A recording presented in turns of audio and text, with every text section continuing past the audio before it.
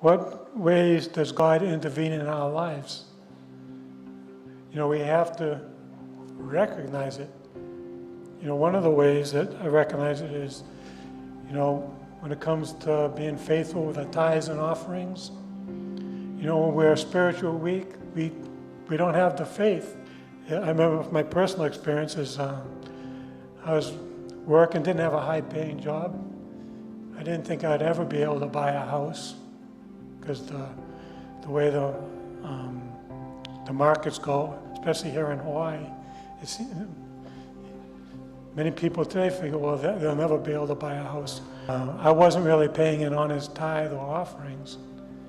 But then, simultaneously, the Lord must have been talking to both me and my wife at the same time. Because she says, well, I want to talk to you. And I'm thinking, well, maybe we should start paying our tithes and offerings. And then my wife says, well, we need to have a talk. Which usually when your wife tells you that doesn't mean that good things come in. Right? When your wife says, we need to talk.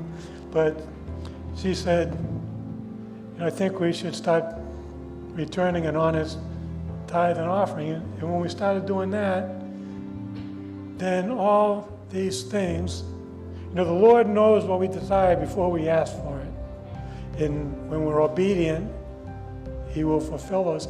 And so then, a whole roll of dominoes had to fall in place before I could actually buy a house, and I was able to do it.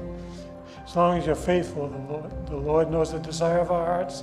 He knows we want to provide for our families, and He will fulfill those things in us.